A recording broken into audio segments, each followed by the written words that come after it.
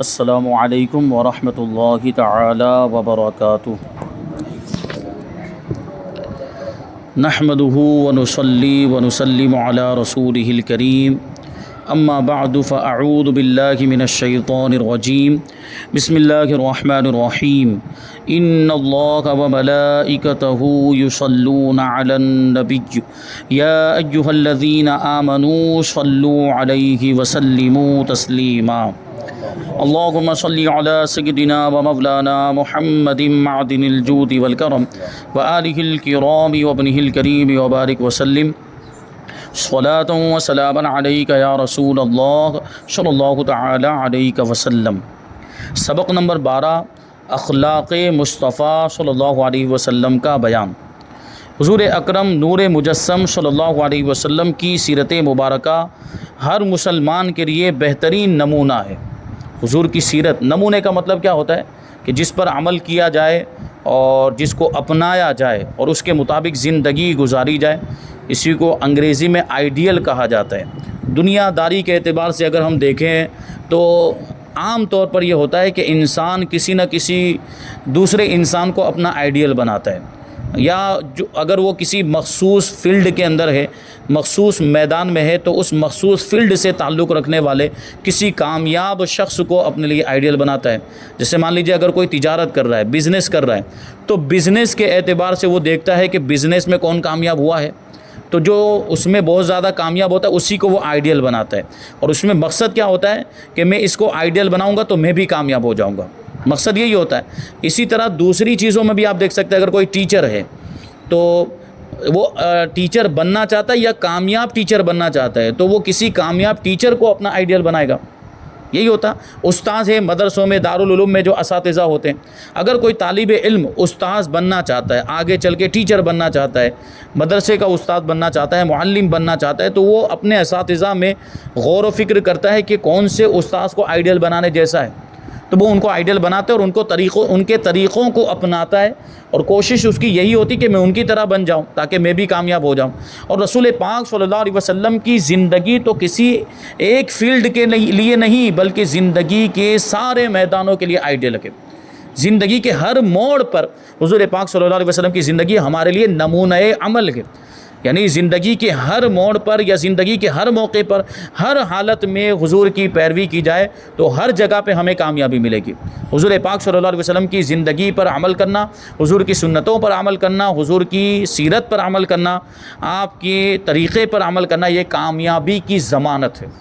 دنیا داری کے اعتبار سے آپ نے کسی کو آئیڈیل بنایا تو اس میں ناکامی بھی ہو سکتی ہے، ہو سکتا ہے آپ کو کچھ دھوکہ ہو گیا، اس کی ظاہری حالت کو دیکھ کر آپ نے اس کو کامیاب سمجھ لیا اور حقیقت میں وہ کامیاب ہو ہی نہ، یا اس سے کوئی ایسی کمی ہو رہی ہو، کوتاہی ہو رہی ہو جو آپ کی نگاہ کے سامنے نہ ہو، اور آپ نے اس کو آئیڈیل بنا لیا، پھر وہی کمی آپ نے بھی دہرائی، وہی کوتاہی آپ سے بھی ہوئی، تو آپ بھی ناکام ہو جائیں گے۔ لیکن رسول پاک صلی اللہ علیہ وسلم کی ذات میں سے کسی کمی کا تصور ہی نہیں کیا جا سکتا۔ حضور پاک صلی اللہ علیہ وسلم انسان کامل ہیں، سب سے بہترین انسان ہیں، تو آپ کے اخلاق بھی سب سے بہترین، آپ کے طریقے بھی سب سے بہترین، آپ کی عادتیں بھی سب سے بہترین، اس سے بہتر کسی کے عادت و اخلاق اور کردار ہو ہی نہیں سکتا۔ یہ حضور پاک صلی اللہ علیہ وسلم کا اخلاق و کردار ہے، تو یہ قابل تقلید، قابل عمل ہے، نمونہ عمل ہے اور نمونہ زندگی ہے، تو یہ کامیابی کی ضمانت ہے۔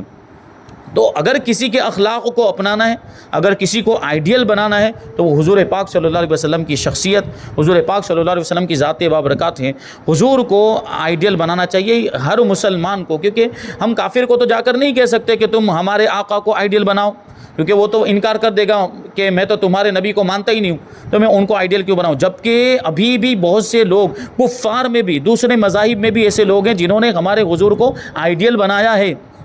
حضور کی تعریفیں کرتے ہیں۔ بہت سے دوسرے مذہب سے تعلق رکھنے والے بھی کہتے ہیں کہ محمد صلی اللہ علیہ وسلم کا کیریکٹر جیسا ہے ویسا تو ہم نے آج تک کسی کا کیریکٹر نہیں پڑھا۔ یہ گواہی دیتے ہیں غیر مسلم اور دوسرے مذاہب سے تعلق رکھنے والے بھی لوگ، اور جبکہ اسلام سے تعلق رکھنے والے مسلمانوں کا معاملہ یہ ہے کہ حضور کے اخلاق و کردار کو عمل کرنے کی تو دور کی بات، معلوم ہی نہیں ہوتا، جانکاری نہیں کہ حضور کے اخلاق کیسے تھے، حضور کا طور طریقہ، حضور کی زندگی گزارنے کا طریقہ کیسا تھا، یہ معلوم ہی نہیں ہے، تو عمل کیسے کریں گے؟ تو عمل کرنے کے لیے وہ چیزیں معلوم ہونی چاہیے، حضور کے اخلاق معلوم ہونے چاہیے، حضور کا کردار معلوم ہونا چاہیے، تو اس لیے اس کو یہاں پہ بیان کرتے ہیں۔ تو دنیا والے اعتراف کر رہے ہیں، دنیا والے مان رہے ہیں کہ حضور کے جیسا اخلاق کسی کا نہیں، اور ہم اس سے غافل ہیں، ہم اس سے دور ہیں۔ کیا مطلب ہوا کہ ہمارے پاس کامیابی موجود ہے، یعنی کامیابی کا ذریعہ موجود ہے ہمارے پاس قرآن موجود، ہمارے پاس حدیث موجود، حضور کی سنتیں موجود ہیں، حضور کے پیارے طریقے موجود، لیکن پھر بھی ہم اس سے غافل ہیں، تو پھر کیسے کامیاب ہو سکتے ہیں؟ کامیابی تو ساری انہی چیزوں کے اندر رکھی ہوئی ہے، قرآن و حدیث پر عمل کرنے میں، اور حضور کی سیرت پر عمل کرنے میں، سنتوں پر عمل کرنے میں ساری کامیابی ہے، اور اسی سے ہم دور بھاگ رہے ہیں، اور پھر سوچتے ہیں کہ ہم کامیاب ہو جائے۔ تو کیسے کامیاب ہو سکتے ہیں؟ جس میں کامیابی تھی اس کو تو ہم نے چھوڑ دیا۔ تو حضور کے طریقوں کو اپنا لیں، حضور کی سنتوں کو اپنا لیں تو ہم کامیاب ہو سکتے ہیں۔ وہ بڑا ہی مشہور ایک شعر کہا جاتا ہے، آپ نے سنا ہوگا، طریقہ مصطفیٰ کو چھوڑنا ہے وجہ بربادی،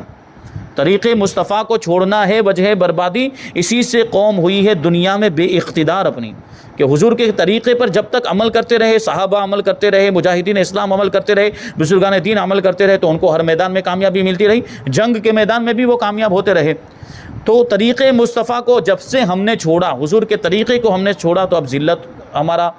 مقدر بن گئی، ہم ذلیل ہو رہے ہیں، رسوا ہو رہے ہیں، اور ہمارے پاس کوئی اقتدار نہیں رہ گیا، ہمارا کوئی پاور نہیں رہ گیا، ہماری طاقت و قوت ختم ہو گئی۔ یہ کیوں ہوا؟ کیونکہ حضور سے جو ہمارا رشتہ ہے وہ کمزور ہو چکا ہے۔ اس رشتے کو اب بھی مضبوط کرنے کی ضرورت ہے۔ حضور کی ذات سے وابستہ ہو جائیں، حضور کے طریقوں پر عمل کریں، صحابہ کرام جیسا عمل کا جذبہ پیدا کریں، اور بزرگان دین کے جیسا عمل کا جذبہ پیدا کریں، تو پھر سے وہی کھوئی ہوئی عزت ہمیں واپس مل سکتی ہے، کھویا ہوا وقار اور وہ طاقت و قوت، وہ پاور، وہ اقتدار ہمیں پھر سے مل سکتا ہے جو ہمارے بزرگوں کے پاس تھا، جو مجاہدین اسلام کے پاس تھا۔ ان کے پاس ایمان کی مضبوطی تھی، ایمان کی قوت تھی، اور کفار بھی اس کا اعتراف کرتے تھے کہ مسلمانوں کے پاس جب تک ایمان اور عشق رسول کی طاقت ہے ان کو ہرایا نہیں جا سکتا۔ اور آج وہی ہمارے پاس یہی طاقت کمزور ہو گئی، عشق رسول کا معاملہ دیکھیں تو کمزور ہو گیا، ایمان کمزور ہو گیا، تو پھر ہمیں فتح کہاں سے ملے گی، جیت کہاں سے ملے گی؟ وہ ہر میدان میں جیت جاتے تھے، وہ ہر میدان میں ان کو فتح نصیب ہوتی تھی، کیونکہ ان کا ایمان مضبوط تھا۔ تو حضور سے رشتے کو مضبوط کریں، اور اس رشتے کو مضبوط کرنے کا سب سے بہترین ذریعہ یہ ہے کہ حضور کے اخلاق کو اپنا لیں، حضور کی سیرت کو اپنا لیں، حضور کی سنتوں پر عمل کریں، تو یہ رشتہ مضبوط ہو جائے گا خود بخود، اور پھر ہمیں کامیابی ملے گی۔ تو ہر مسلمان کے لیے حضور کی سیرت مبارکہ بہترین نمونہ ہے، جسے بھرپور انداز میں اپناتے ہوئے ہر مسلمان دنیا اور آخرت میں کامیابیاں حاصل کر سکتا ہے۔ پیارے آقا محمد مصطفیٰ صلی اللہ علیہ وسلم کی سیرت مبارکہ کا ایک بہترین پہلو آپ کے اخلاق حسنہ بھی ہیں، جن کی بلندی اور عظمت کو اللہ کریم نے قرآن مجید کے 29ویں پارے کی سورہ قلم کی آیت نمبر 4 میں یوں بیان فرمایا، وَإِنَّكَ لَعَلَىٰ خُلُقٍ عَظِيمٍ، کہ بے شک تمہاری خوبو بڑی شان کی ہے۔ خوبو یعنی اخلاق، خو کا معنی فارسی کے اندر عادت ہوتا ہے، عادتیں اور طور طریقے اور اخلاق۔ حضور کے بارے میں اللہ تعالیٰ ارشاد فرماتا ہے کہ بے شک تمہاری عادتیں بہت اچھی ہیں، بے شک تمہارے اخلاق بہت اچھے ہیں، اور لفظی ترجمہ کریں تو وَإِنَّكَ لَعَلَىٰ، کہ بے شک آپ لَعَلَىٰ ضرور ہیں، خلق عظیم پر۔ خلق مانے اخلاق اور عظیم مانے عظمت والے، عظمت والے یعنی آپ کے جو اخلاق ہیں وہ عظمت والے ہیں، بڑی شان والے اخلاق ہیں۔ تو ظاہر سی بات ہے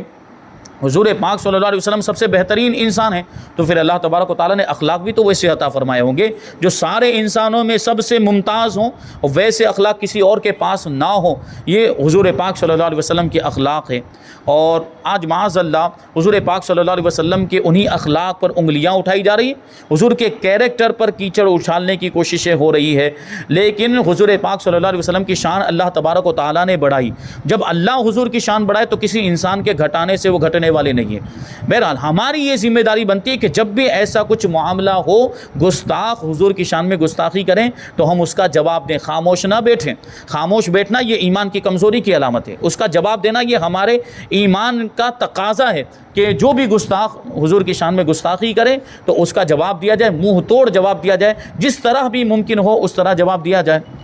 بہرحال یہ حضور کا اخلاق اور حضور کی سیرت، ہمارے پیارے آقا صلی اللہ علیہ وسلم نے اپنی بعثت کا مقصد یعنی دنیا میں تشریف لانے کا مقصد اور حسن اخلاق کی اہمیت واضح کرتے ہوئے ارشاد فرمایا بعثت لأتمم حسن الاخلاق، یعنی مجھے اخلاق کے حسن و خوبی کو مکمل کرنے کے لیے ہی بھیجا گیا، یعنی مجھے دنیا میں اسی لیے بھیجا گیا کہ میں بہترین اخلاق اپناؤں بھی اور دوسروں تک اس کو پہنچاؤں بھی، اس کو مکمل کر دوں۔ نبی کریم صلی اللہ علیہ وسلم کے اخلاق حسنہ کے بارے میں مزید معلومات سوال جواب کی شکل میں یہاں سے بیان کرتے ہیں۔ پہلا سوال، حضرت عائشہ صدیقہ رضی اللہ تعالی عنہا جو حضور پاک صلی اللہ علیہ وسلم کی پیاری زوجہ محترمہ ہیں، حضور پاک صلی اللہ علیہ وسلم کے اخلاق کے بارے میں کیا ارشاد فرماتی ہیں؟ جواب، حضرت سعد بن ہشام نے حضور پاک صلی اللہ علیہ وسلم کے اخلاق کے بارے میں پوچھا، یعنی ام المؤمنین سے پوچھا، تو ام المؤمنین حضرت عائشہ صدیقہ رضی اللہ تعالی عنہا نے ارشاد فرمایا کانا خلقہ القرآن، یعنی حضور پاک صلی اللہ علیہ وسلم کے اخلاق تو قرآن ہی تھے، یعنی بالکل قرآن کے مطابق حضور کا خلق قرآن تھا، یہ ام المؤمنین نے ارشاد فرمایا، یعنی حضور کا چلنا پھرنا اٹھنا بیٹھنا سب قرآن کے مطابق تھا، سارا قرآن پر عمل یہ حضور کے اخلاق سے جو ہے کہ جھلکتا تھا، یہ حضور کے اخلاق بالکل قرآن کے مطابق تھے۔ پھر آگے ارشاد فرماتی ہیں کہ کیا تو نے اللہ پاک کا یہ فرمان نہیں پڑھا کہ وَإِنَّكَ لَعَلَىٰ خُلُقٍ عَظِيمٍ، کہ بے شک تمہاری خوبو یعنی عادت بڑی شان کی ہے۔ میرے آقا اعلی حضرت امام احمد رضا خان رضی اللہ تعالیٰ عنہ بارگاہ رسالت میں عرض کرتے ہیں تیرے خلق کو حق نے عظیم کہا، تیری خلق کو حق نے جمیل کیا، تیرے خلق کو یعنی تیرے اخلاق کو، کیونکہ حضور کے اخلاق کو اللہ تعالیٰ نے عظمت والا بتایا، بڑی شان والا بتایا قرآن مجید کے اندر، اور تیری خلق کو حق نے جمیل کیا یعنی آپ کی بناوٹ، حضور پاک صلی اللہ علیہ وسلم کے جسم مبارک کی بناوٹ، آپ کے اعضاء مبارک، اس کو جمیل کیا یعنی خوبصورت بنایا، کہ حضور سے بہتر تو کسی اور کا جسم مبارک بھی نہیں ہوگا، حضور سے بہتر کسی کے اعضاء بھی نہیں ہوں گے، ساری خوبیاں انسانوں کے اندر جو بھی ہو سکتی تھی بلکہ سب سے بہتر انداز میں حضور پاک صلی اللہ علیہ وسلم کو عطا فرمائی گئی۔ آگے دوسرا مصرع ہے کہ کوئی تجھ سا ہوا ہے نہ ہوگا شہاں تیرے خالق حسن و ادا کی قسم، حضور کے جیسا نہ پہلے کبھی ہوا نہ حضور کے بعد کوئی ہو سکتا ہے، کیونکہ حضور بے مثل و بے مثال ہیں، لاجواب ہیں، آپ کی کوئی مثال نہیں ہو سکتی۔ سوال، حضور پاک صلی اللہ علیہ وسلم نے جادو کرنے والے اور زہر دینے والی یہودیہ کے ساتھ کیا سلوک کیا؟ کیونکہ یہ بھی حضور پاک صلی اللہ علیہ وسلم کے اخلاق کا ایک حصہ ہے کہ نقصان پہنچانے والے کو بھی معاف کر دینا، دشمن کو بھی معاف کر دینا۔ تو دیکھیں زہر تک دے دیا، جادو بھی کیا لوگوں نے، لیکن ان کو بھی حضور پاک صلی اللہ علیہ وسلم نے معاف فرما دیا۔ یہ حضور کے اعلیٰ اخلاق کی مثال ہے۔ جواب کہ اللہ کے پیارے نبی آخری رسول صلی اللہ علیہ وسلم پر لبید بن عاصم نے جادو کیا، تو حسن اخلاق کے پیکر تمام نبیوں کے سرور صلی اللہ علیہ وسلم نے اس کا بدلہ نہیں لیا، معاف فرما دیا۔ اس یہودیہ کو بھی معاف فرما دیا جس نے حضور پاک صلی اللہ علیہ وسلم کو زہر دیا تھا۔ یہ سیرت کے اندر وہ سارے واقعات تفصیل کے ساتھ بیان کیے گئے ہیں کہ یہ کیا ہوا تھا، کیسے ہوا تھا، جادو والا واقعہ اور یہ زہر دینے والا واقعہ۔ بہرحال دونوں کو حضور پاک صلی اللہ علیہ وسلم نے معاف فرما دیا۔ آگے سوال ہے کہ حضور پاک صلی اللہ علیہ وسلم کے اخلاق حسنہ کے بارے میں اللہ تعالیٰ نے کیا ارشاد فرمایا؟ جواب، اللہ پاک پارہ نمبر 21 سورہ احزاب کی آیت نمبر 21 میں ارشاد فرماتا ہے لقد کان لکم فی رسول اللہ اسوۃ حسنہ، کہ بے شک تمہیں رسول اللہ صلی اللہ علیہ وسلم کی پیروی بہتر ہے، یعنی تمہارے لیے حضور پاک صلی اللہ علیہ وسلم کی زندگی بہترین نمونہ عمل ہے۔ حضور کی زندگی کو اپنا لے کے وہی تو ہمارے لیے معیار ہے، اور حضور پاک صلی اللہ علیہ وسلم کے اخلاق و کردار کو اپنانا یہی دنیا اور آخرت کی کامیابی ہے۔ اور یہ دنیا والے جو لوگ ہیں ان کا معیار بدلتا رہتا ہے، کبھی کسی چیز کو اچھا سمجھتے ہیں، کبھی کسی چیز کو اپنانے کو خوبی سمجھتے ہیں، پھر وہی معیار بدل جاتا ہے تو پھر ان کے نزدیک وہی چیز بری ہو جاتی، جو پہلے اچھی ہوتی وہ بعد میں بری ہو جاتی۔ لیکن حضور کے اخلاق و کردار کا معاملہ کہ ہم گارنٹی کے ساتھ کہہ سکتے ہیں، ہم ضمانت کے ساتھ یہ کہہ سکتے ہیں کہ زمانے بدلتے رہیں گے لیکن حضور کے اخلاق اچھے ہی رہیں گے، اچھے تھے، اچھے ہیں اور اچھے ہی رہیں گے، ان کو اچھا مانا جاتا ہی رہے گا، اس میں کوئی بھی کسی بھی طرح کی کمی نہیں نکال سکتا، کوئی بھی نقص نہیں نکال سکتا۔ یہ ہمارے حضور کے اخلاق ہیں۔ تو وہ دنیا داروں کے قوانین بدلیں گے، دنیا داروں کے اصول بدلیں گے، لیکن حضور پاک صلی اللہ علیہ وسلم کے تعلق سے یہ چیز کبھی نہیں بدل سکتی کہ آپ کے اخلاق انتہائی اعلیٰ تھے، اعلیٰ ہیں اور اعلیٰ رہیں گے، وہی قابل تقلید ہیں اور وہی قابل عمل ہے۔ آگے کہ حضور پاک صلی اللہ علیہ وسلم کے چند اخلاق حسنہ بیان فرما دیں۔ جواب: اللہ پاک کے آخری نبی صلی اللہ علیہ وسلم ایسی کوئی بات یا کام نہیں کرتے تھے جس سے نفرت پیدا ہو، کبھی بھی ایسی کوئی بات نہیں۔ اب یہ ساری چیزیں اس کے اندر آ گئی، بری بات بولنا، غلط بات بولنا، فحش کلامی کرنا اور کسی کو تکلیف پہنچانا اپنی زبان کے ذریعے، وہ ساری چیزیں آ گئی۔ کبھی بھی حضور ایسی بات نہیں کرتے تھے جس سے نفرت پیدا ہو یا جس سے کسی کو تکلیف پہنچے۔ حضور پاک صلی اللہ علیہ وسلم اس بات کا خاص طور پر لحاظ رکھتے تھے اور ہر کسی کا خیال فرماتے تھے کہ کسی کو بھی تکلیف نہ پہنچے۔ گفتگو کے آداب بھی حضور پاک صلی اللہ علیہ وسلم کی سیرت میں آپ دیکھیں، جب کوئی حضور سے بات کرتا تھا تو بڑی توجہ کے ساتھ اس کی گفتگو کو سنتے تھے اور مناسب جواب بھی عنایت فرماتے تھے۔ ہمارے آپ کے معاملات ایسے ہو جاتے ہیں کہ دو لوگ بات کر رہے ہوں، بیچ میں اگر تیسرا آدمی آ کر بولے تو ہم اس کی طرف توجہ نہیں دیتے، تو کبھی اس کو برا لگ جاتا ہے، میری بات کو سنا نہیں گیا، یہ بھی ہوتا ہے۔ تو مناسب انداز میں اس کی بات کو بھی سنا جائے اور اس کی بات کا بھی جواب دیا جائے۔ حضور پاک صلی اللہ علیہ وسلم بڑے تحمل کے ساتھ ہر کسی کی بات کو سماعت بھی۔ اب بسا اوقات تو ایسے واقعات بھی ملتے ہیں کہ مجنون قسم کے لوگ، پاگل لوگ بھی حضور کو راستے میں روک لیا کرتے تھے اور وہ حضور سے گفتگو، تو حضور ان کی بھی بات کو سنتے تھے۔ ایک ایسا واقعہ ذہن میں آ رہا ہے کہ وہ ایک پاگل نے حضور کو روک لیا، وہ بہت دیر تک گفتگو کر رہا ہے۔ اب ان کی باتیں تو کیسی ہوتی ہیں، بے سر پیر کی بات ہوتی ہیں، پاگلوں کی باتیں کیسی ہوں گی؟ اب وہ بات، اور حضور اس کی بھی باتیں سماعت کر رہے ہیں، حضور اس کی بھی بات کو بڑے تحمل کے ساتھ، قوت برداشت کے ساتھ سنے جا رہے ہیں۔ تو ایک صحابی، نام یاد نہیں، تو انہوں نے کہا حضور یہ تو پاگل ہے، آپ اس کی باتیں کہاں سنتے ہیں؟ تو حضور نے ارشاد فرمایا میں نہیں سنوں گا تو کون سنے گا؟ یہ حضور کی شان ہے، دیکھیں یہ حضور کا اخلاق ہے۔ تو حضور سارے لوگوں کی باتیں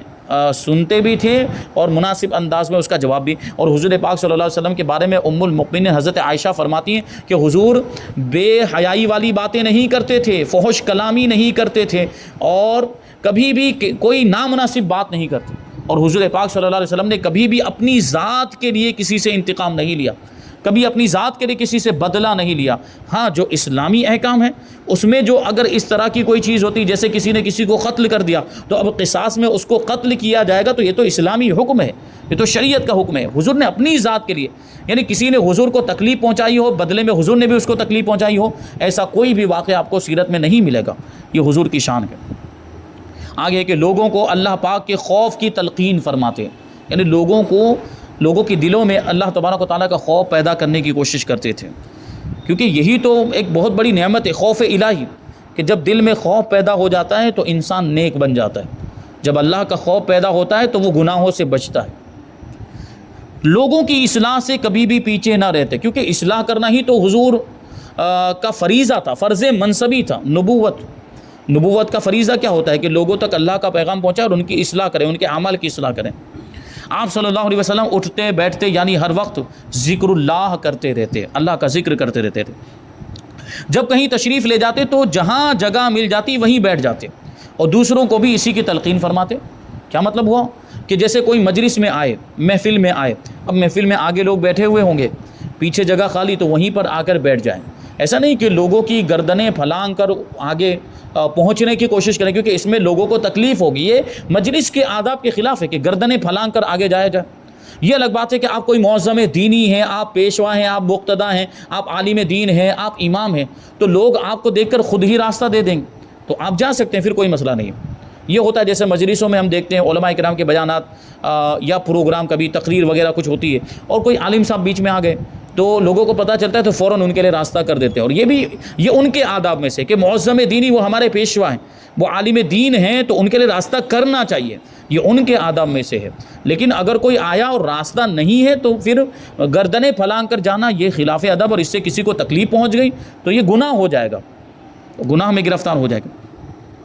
تو جہاں جگہ ملے وہیں پر بیٹھ جائے۔ حضور آگے فرماتے ہیں کہ مانگنے والے کو عطا فرما دیتے تھے، جو بھی مانگنے والا آتا۔ یہ تو بات ہم سنتے رہتے کہ حضور کبھی کسی کو لا نہیں فرماتے تھے، نہ نہیں فرماتے۔ اور یہاں پر یہ غور کرنے کی ضرورت، نہ کہنے کا مطلب کیا ہوا کہ حضور ضرور عطا فرماتے تھے، لیکن کبھی کبھی یہ معاملہ ہوتا تھا کہ حضور کے پاس کچھ بھی نہیں ہوتا تھا، تو پھر اب وہاں تو لا کہنے کی وہ موقع بھی ہوتا تھا کہ اب کچھ بھی نہیں ہے تو نہ کہہ سکتے ہیں، چلو کچھ ہے تو دے دیا، نہ نہیں کہا۔ لیکن کچھ بھی نہیں ہے تو اس موقع پر تو لا، یہ جو عقل بھی کہتی ہے کہ چلو پھر وہاں نہ کہہ دیا تو کوئی مطلب نہیں، یہ تو کوئی برائی نہیں مانی جائے گی، کوئی عیب نہیں مانا جائے گا، بھائی تھا ہی نہیں تو منع کر دیا،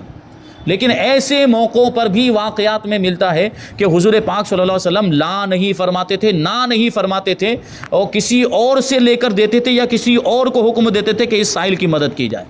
یعنی اس موقع پر بھی حضور لا نہیں فرماتے۔ اور اگر بھی نہیں فرماتے تھے، اگر کا مطلب کیا ہے کہ کل آنا اگر ہوگا تو دوں گا، ایسی بھی بات نہیں، ابھی آیا ہے، ابھی سائل کو ضرورت ہے، ابھی ہی اس کے لیے انتظام کیا جائے۔ حضور کے پاس ہوتا تو حضور خود عطا فرما دیتے، حضور کے پاس نہ ہوتا تو